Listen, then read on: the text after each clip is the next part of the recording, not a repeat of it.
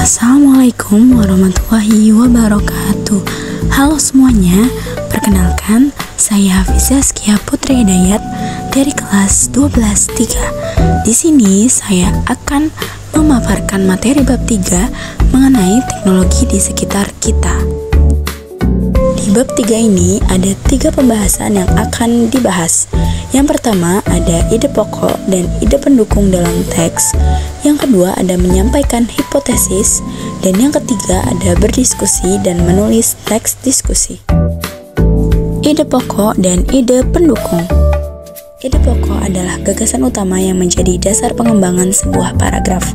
Ide pokok atau yang dikenal juga sebagai gagasan utama adalah inti dari sebuah paragraf. Ia menyampaikan pesan utama yang ingin disampaikan penulis. Ide pokok biasanya terdapat dalam kalimat utama yang bisa terletak di awal, akhir, atau bahkan di tengah paragraf.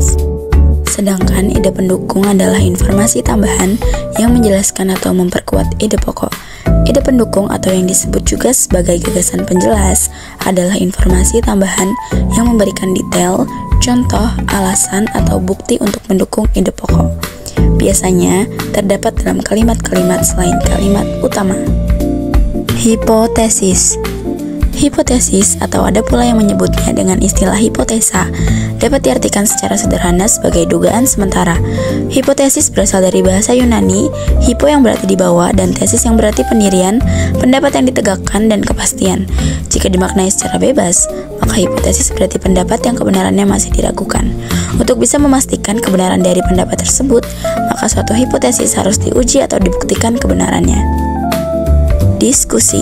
Diskusi adalah proses bertukar pikiran, gagasan, dan pendapat antara dua orang atau lebih untuk mencapai kesepakatan, pemahaman, atau solusi bersama atas suatu masalah atau topik. Diskusi bisa terjadi dalam berbagai konteks, seperti pertemuan ilmiah, tempat kerja, atau bahkan dalam kehidupan sehari-hari. Diskusi bisa dilakukan dalam berbagai bentuk, seperti diskusi tatap muka, diskusi online, panel diskusi, atau bahkan debat. Meskipun debat lebih menekankan pada mempertahankan pendapat sendiri, sedangkan diskusi lebih pada mencari kesepakatan. Keterampilan yang penting dalam diskusi termasuk kemampuan mendengarkan dengan baik, menghargai pendapat orang lain, dan menyampaikan pendapat secara jelas dan logis. Teks diskusi. Teks diskusi adalah jenis teks yang membahas suatu isu dengan menyajikan dua sudut pandang, yaitu pendapat yang mendukung atau pro dan pendapat yang menolak atau kontra. Tujuan teks diskusi adalah untuk memberikan gambaran yang seimbang agar pembaca dapat menilai dan mengambil kesimpulan sendiri.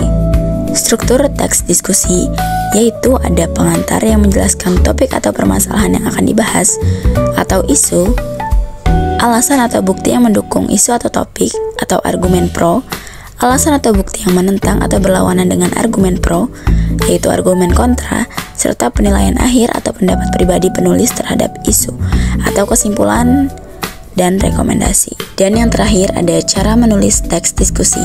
Yang pertama, pilih isu yang relevan dan kontroversial. Yang kedua, kumpulkan informasi dari berbagai sumber, baik yang mendukung maupun yang menolak. Yang ketiga, tulis secara berimbang. Yang keempat, hindari memihak sebelum kesimpulan. Yang kelima, gunakan bahasa yang objektif dan logis. Yang keenam, akhiri dengan simpulan atau pendapat pribadi berdasarkan argumen yang telah disampaikan. Sekian penjelasan materi bab 3 dari saya. Terima kasih. Wassalamualaikum warahmatullahi wabarakatuh.